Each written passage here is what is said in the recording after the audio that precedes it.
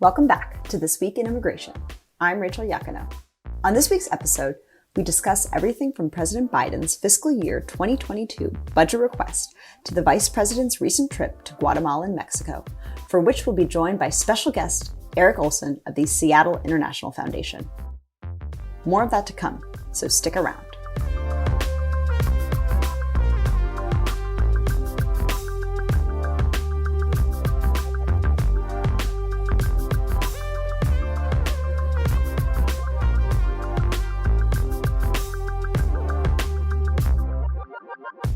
On May 28th, President Biden released his proposed budget for fiscal year 2022, requesting $6 trillion in total mandatory and discretionary spending for the upcoming fiscal year.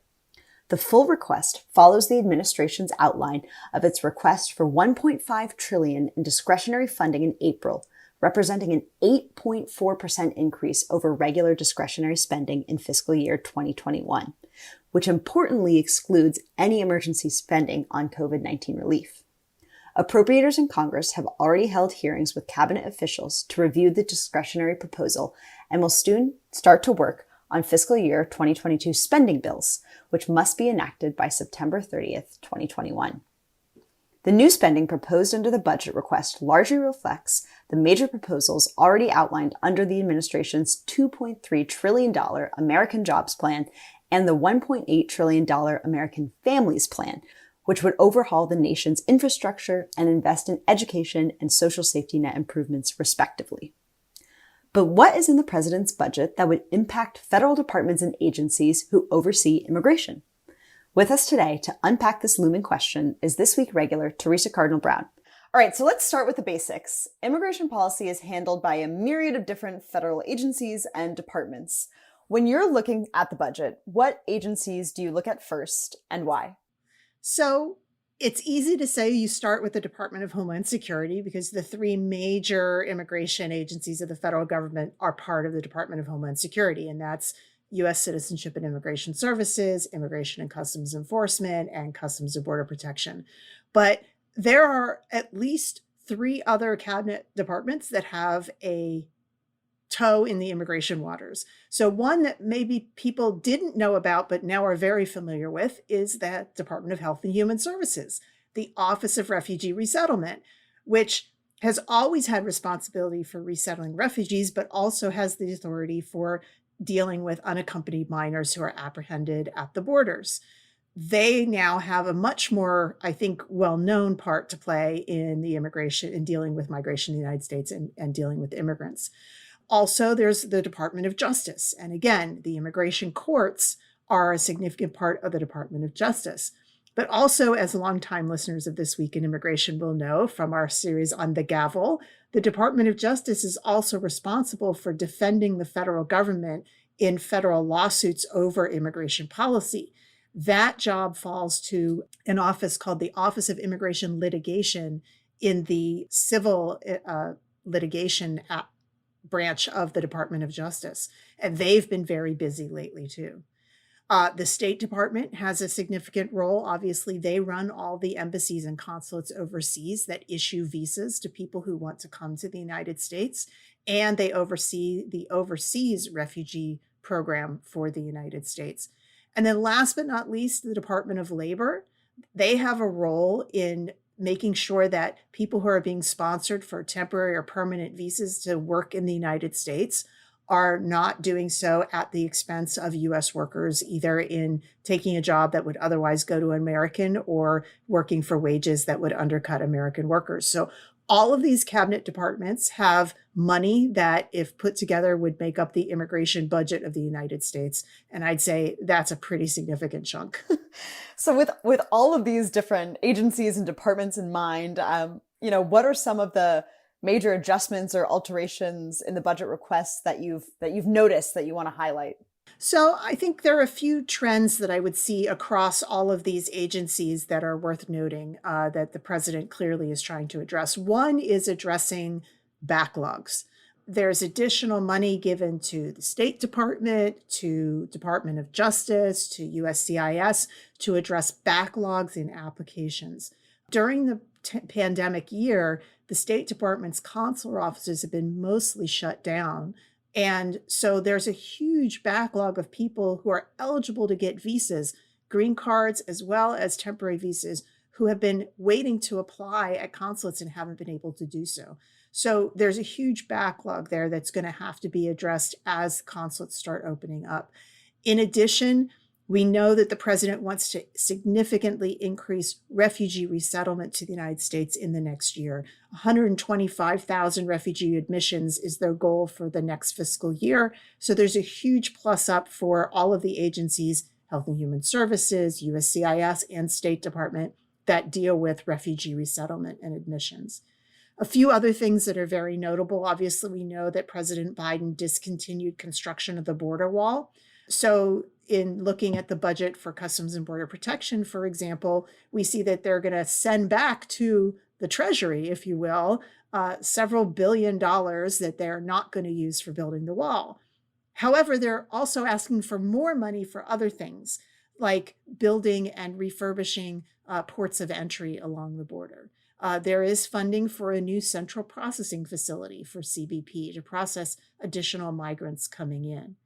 And then there's other things that I noticed that do indicate some somewhat different directions of policy. For example, there's money in the Department of Justice to fund more legal representation for certain immigrants in immigration proceedings, particularly people who are unaccompanied children or people in vulnerable positions. So that's a definite policy shift, I would say, from the prior administration. So when you look at a budget request, budgets, as our colleague Bill Hoagland is happy to say, are always policy documents. We can see some indications of changes in policy the administration might make. A couple of things that it doesn't look like they're going to change very much. Immigration and Customs Enforcement is still going to be funded for about 30,000 detention beds and 2,500 family detention beds. That's only slightly lower than the previous administrations have had. And that would not indicate, for example, a wholesale defunding of ICE or even a defunding of the ICE detention apparatus. And many immigration advocates are very disappointed to see that. There's a significant increase in alternatives to detention, but not a lot of detail what those programs might mean. So I think overall, when you look at the various budget line items across the government, you do see support for some of the big things that the president has been talking about. And in other places, it's a little bit of the same old, same old. So I touched a little bit on this in my intro, but the president is requesting a significant increase in spending from the last fiscal year, in general. So given this increase, do you foresee any challenges in getting Congress to pass these budgets, specifically for those agencies that oversee immigration policies? What's interesting about this is there's not a unified immigration budget. As I mentioned, there are 5 different cabinet departments, all of which happen to have, they all come under separate appropriations bills. So when Congress is working, they pass about a dozen different bills that fund the federal government. Each bill funds either a cabinet department or a couple of cabinet departments and other agencies. And that process, in normal times, the House would pass a dozen appropriations bills. The Senate would pass a dozen appropriations bills. They'd conference those bills, and you'd have 12 laws that the president would sign. I don't think anybody alive remembers the last time it happened that way. In the last many, many years, most of the time, all of these bills get rolled up into one big bill that's called an omnibus bill. Or maybe you have a couple of bills that combine several of them together in so-called minibuses. And I think that that's likely to happen this year as well. What makes it even more complicated is that the process to get to those appropriation bills includes Congress passing its own budget. This is the president's budget. This is what he wants Congress to do. Congress then passes its own budget that says this is how we are going to give the administration money. And it's that process that sometimes involves something called reconciliation that the administration and many Democrats want to use to support not only funding these immigration priorities, but also maybe other things like the infrastructure package or the American Jobs Plan or even immigration reform. And that makes that process a lot more politically fraught. So I would say the chances of these bills passing separately is close to none. How much of this will make it into the final bills that Congress passes at the end of the day, I think we're not going to know until later in 2021 at the earliest. Thanks, Teresa. I think that's the perfect place to leave it. Lots of interweaving processes that we will continue to monitor and talk about here on the podcast. Absolutely.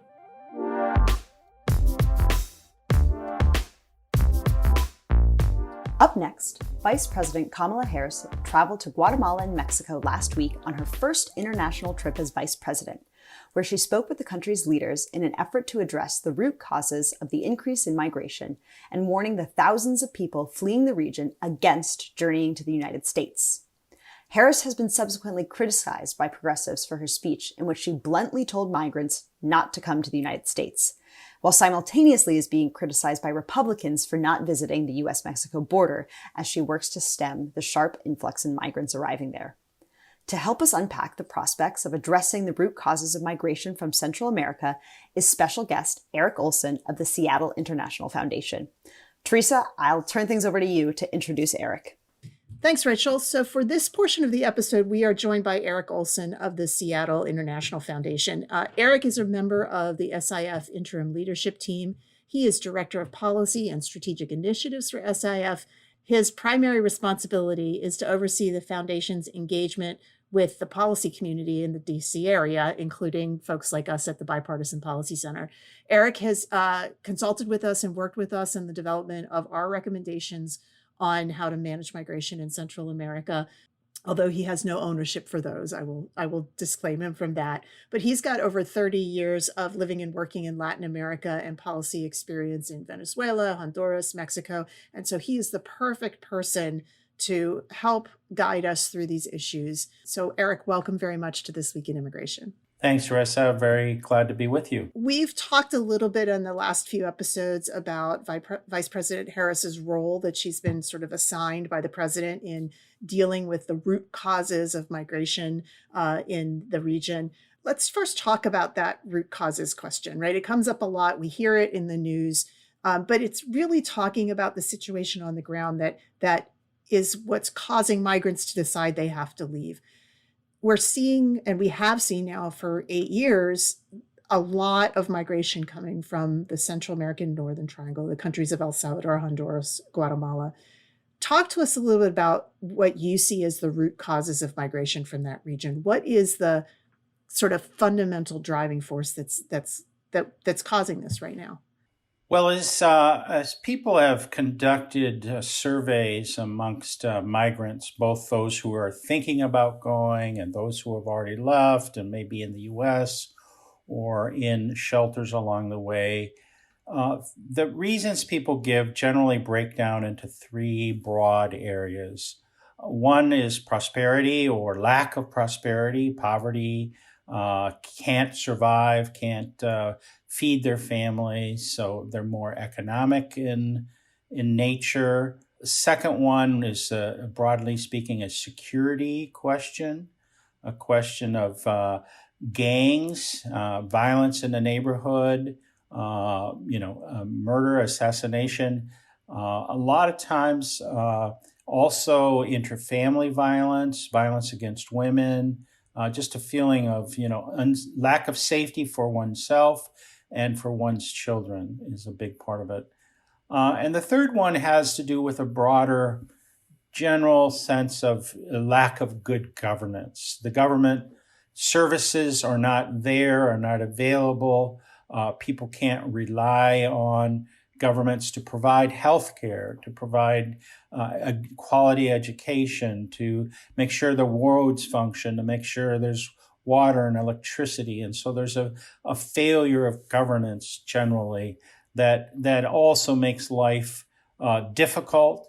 And the high levels of corruption that exist really makes them feel hopeless about it. And I think that I wanted to just add that last element, that hopelessness element that people express over and over again, the sense of they don't have a future in their country. They don't see a future for themselves or they don't see a future for their children, and they're deeply concerned about that. And so that generalized sense of hopelessness, what the academics call subjective well-being, is a driver of migration as well.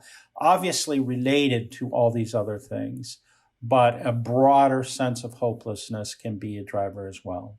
So I remember very clearly in one of our earlier meetings when we were discussing these issues, you talked about that last point and you said it's sort of like the last thing on top of the pile, right? That there's all of these other issues that you just talked about, economic security, personal safety, corruption, governance. But that last piece that at some point they just feel like it's never going to get better. And the only thing I can do is leave. That's sort of the last thing on the pile. And I like that image because it seems to me that we try to put migrants in these boxes. Oh, you're an economic migrant, or you're an asylum seeker and you have protection issues, or, it's a failed state that's driving government. But, it's any combination or all of the above, right? Exactly. I think in some ways we can give the wrong impression that these things divide out neatly, right? That it's economic or security. Well, as a matter of fact, in many poor communities, people eke out a living selling tortillas, selling toilet paper, selling eggs, but they are being extorted by the gangs, sometimes by local police. And so there's an element of security and there's an element of lack of economic opportunity for them.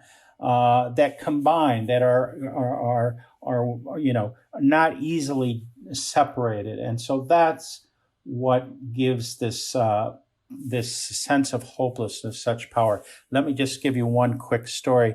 I was with a group of researchers on the border between Mexico and Guatemala, visiting different shelters, and we went into one in Tabasco, in Tenosique, and I was talking to a Honduran woman.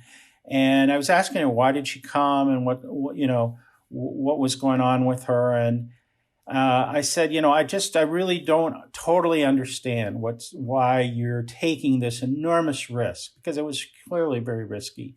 And she said, when I watch TV and I see the reports that my president is engaged in corruption and my government is a corrupt one, I know that they don't care about me. They have no interest in my needs or meeting my needs. And so we see no future. I don't see a future for my children.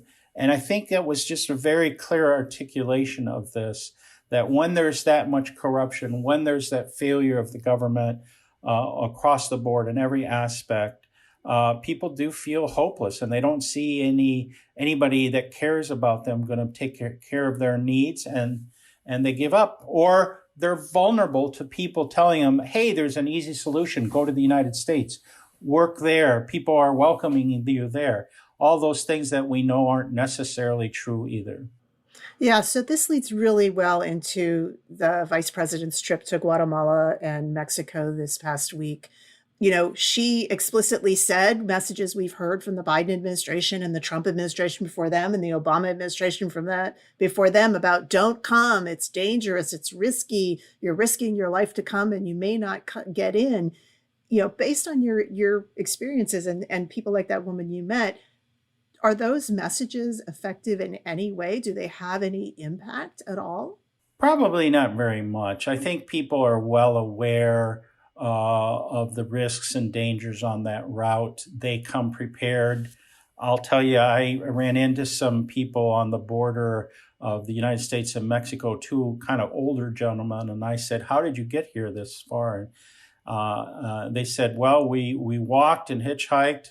And I said, well, where did you stay? And they said, we came with no money because we knew we would be robbed. And we figured as long as we had no money with us, no one was going to mess with us. So I think people have over time learned from other migrants. They know the risks. They know what's at stake, but they're feeling desperate and they're willing to take the risk of making that journey. So I understand why the vice president does it. I understand why politicians in the U.S. do it. We don't want them to have a false sense of hope. But at the end of the day, I'm not sure that's what's going to make a difference for people and their decisions to migrate. They're migrating for other reasons. So let's go back to those reasons, those root causes we were just talking about. I mean, that's really what the vice president was in the region to do, to try to see what can the United States do to address those root causes. We know that she's secured some investment commitments from some companies in the United States to invest in the countries down there. There's a lot of conversation about development, economic development, working with civil society. What do you think are the primary things that the United States could do in the short or medium or long term to really address those root causes? Well, I think all the things that you mentioned are really important, and I'm glad she did that and announced that those things. She announced an initiative with young girls and women, support for small and medium entrepreneurs. I don't think those things are wrong, or I think they're very valuable. But at the same time, I think they're not really gonna really crack the nut here, really make the difference for the region. And that's because, as we look at countries like Guatemala, they're countries that are highly unequal and economically, racially, every which way. There's a very few elites that control the vast majority of the wealth in the country, and high numbers of poor people who have low education rates and poor economic rate and very low health rate, access to health care. And so, as long as that situation exists, when the tables are uneven or the field is uneven and people have control, a few people have a control of the economy, of government, and can guarantee their own interests at the expense of others, I think it's pretty hard to envision things changing in places like Guatemala. There being broader educational, healthcare, and economic opportunities. So that's why we've emphasized the issue of governance, creating rule of law, fighting corruption. These are all the things that tilt the scales to benefit a few at the expense of many. There was a hearing this morning that I testified on judicial independence in Central America. It sounds like a highly technical issue that shouldn't matter to much of us, but it's actually through a corrupt court system, an attorney general, a justice system, that the elite in the country guarantee their impunity and guarantee their control of society and the economy and preserve the underlying imbalances and racism that exist in a country like Guatemala. So I think the vice president and certainly the State Department are recognizing that until these issues of corruption and control of the court systems are dealt with, all of what we do will be helpful in part, but won't really transform these societies in the long run. That's why the vice president talked over and over again about protecting the special prosecutor against corruption, protecting judges, ensuring that the justice system is independent of political manipulation. That's at the core of this argument. I mean, I think you made the point, and I think it's worth us talking about that a little more. I mean, these are all, really high level, very detailed issues of governance and democratic institutions and policies that have been tried before. I mean, we've been working at this a long time. What do you think is new or different, or should be new or different about what this administration is trying to do? Or do you think it's about kind of getting back in the game a little bit? Well, I think there's a couple of different things. In the past, we've dealt with governance and corruption in a very sort of technical way. We've approached it as what they need is new laws. What they need is more training. And those elements are, of course, important, but really don't address the underlying and corruption that is controlling institutions of government. people get trained and they go back into a corrupt system, a corrupt government, and their training doesn't really help them at the end of the day. So I think what we've said is that this is not just a problem of a couple rotten apples that you got to throw out, but this is a problem of the barrel. And so we need to look at broader and deeper reform, of greater accountability, of creating the incentives to be more transparent. All of these are the things that the corrupt authorities in these governments want to protect. They want to get rid of transparency. They want to get rid of the independent press, independent civil society, and any independent justices. And unless you address those underlying issues of systemic corruption, you're kind of working around the edges.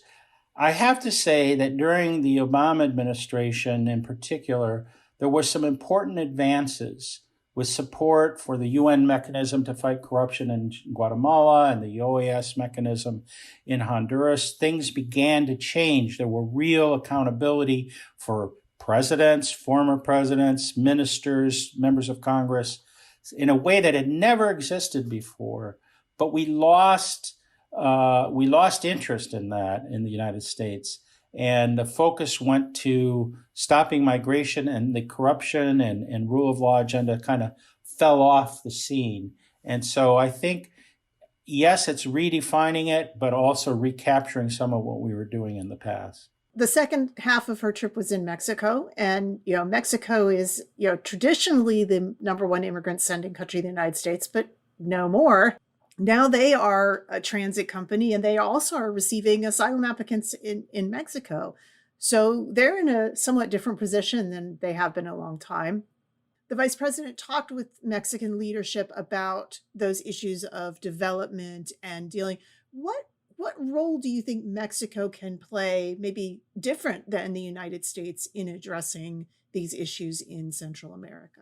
Well, I think that Mexico has a huge role it can play. Unfortunately, and as you know very well, Teresa, Mexico has traditionally seen itself as, like you say, a pass-through. You come in the back door and you go out the front door into the United States, and the quicker you do it, the better for Mexico. I think things have changed now, and they've recognized that they are a recipient country. They have to be able to provide people an opportunity for protection and asylum, but that they also can help address the drivers of migration themselves. It's not just something the United States has to look at, but also Mexico should do it. And that was part of what they tried to accomplish on this visit between Vice President Harris and President Andrés Manuel López Obrador, to sign a memorandum of understanding to work together to address some of these drivers of migration in Central America. May seem like a small thing from our perspective in the U.S., but it really is a first step for Mexico to begin to think about its role and responsibility in Central America. The vice president's been criticized by both sides of the aisle for some of the comments that she's made about this trip. She talked about the message to the migrants to not come was not received well by progressive immigration advocates. And, Republicans are saying, well, she hasn't been to the border at all. How do you see, just sort of from your standpoint, the upshot of this trip? Do you think it met the expectations that maybe the administration had? Do you think maybe the political winds around it are asking too much or too little of this trip? What's your sort of grade on the outcome here so far? Well, I have to say, I think she did better than many of us expected in Central America, and to some extent in Mexico. I understand that there's a very sort of U.S.-centric political analysis of what was accomplished, and that she may have been graded down lower on that front. Frankly, I think that in some ways, it's a little bit of a diversion from what is really at stake here in Central America. If we want to have a more stable, prosperous region in Central America, we have to focus on those issues over the long haul. And so I'm less concerned about whether she goes to the border or not. Those are more, I think, in my mind, about scoring political points in the U.S. I think her job in Guatemala was to be clear, to be frank with them, and she did a good job on that. Did she fix all the problems? No, of course not. You don't do it in a 24-hour trip, but you do set a tone. You do begin to lay down some of the markers that hopefully will lead us in a good direction in the long haul. I'll tell you one thing that I was a bit disappointed in was this statement, not so much about stay home, don't come. I get why they say that, why they do that. But this promise that everybody will be returned, that's a little worrisome to me. I do think that the U.S. has an obligation, and in fact is living up to it in many regards, to allow people to seek protection if they deserve it, and to just say you're all going to be returned en masse, I think is a mistake. I don't know that she meant it necessarily in that way, but that's the way it came across. And so I think we do have an obligation to be sensitive to the needs of protection for Central Americans and Mexicans for that matter. Yeah, I think, that's one of those things that we, in the U.S. debate about the border and migration happens a lot. Like, oh, the president is inviting people to come, and it's our border policies that are the reason we're seeing so many people arriving. You've talked a lot about the push factors. How much of a big deal is it what the U.S. policy is? She said most of you will be sent back. The numbers show right now many are not being sent back. Maybe about half are, but not all of them for sure. How do you think that impacts the migrations that we're seeing right now? Well, I think people overwhelmingly are leaving Central America for these factors that we've mentioned. I'm not saying it's it doesn't explain everything. I think, as you know, family reunification is also a big issue. Labor demand in the United States is an issue. But I think, the context right now in Central America is one of COVID, of the inability and lack of preparedness by all the countries to respond adequately to COVID, 2 massive hurricanes, and I think there's just on top of all the other issues we've talked about, that there's just a real pent up sense of despair and frustration, and people are coming regardless of what happens. So I do think, as the administration has outlined, I'm sure as you've spoken, there are things that could be done to improve border management, migration management in the region, in Mexico for sure, and obviously along the border. I think the administration is making some effort in that regard. Whether it's adequate or not, I'm not enough of an expert to be able to say. But I do think that we can't lose sight of addressing the issues in Central America, or else we're bound to repeat this, every 4, 5, 6 years. So let's wrap up by just saying, what do you think the next steps for the administration should be? Notably, she didn't visit Honduras or El Salvador on this trip, the 2 other countries that are major migrant sending countries right now. What do you think the next steps should be? Well, I think the administration is trying to focus energies in Guatemala as an effort to show that progress can be made. And I think, there were a number of messages and commitments made in Guatemala. So it's now a matter of following up and insisting that the government of Guatemala carry through and focusing on fighting the corruption and, governance and economic policies that have been identified. I think it's going to be a little more difficult to figure out how to engage with El Salvador, where you have a rising autocrat who is kind of running roughshod over the institutions of government and has been attacking civil society. There's some real issues in Honduras. They're in an electoral process, and so there's probably some wisdom to waiting to see how that pans itself out. I wish that we're playing fully in all three countries, but I understand there's reasons not to. And I think that Guatemala will be the test case, and it will require a pretty decisive and focused effort on the part of everybody in the administration, not just the vice president. Well, Eric, thank you very, very much for joining us. I hope that as these things proceed, you may join us again to give us the benefit of your expertise. But thank you so much for joining us on This Week in Immigration. It was my pleasure. Glad to do it. And I'm glad to come back anytime.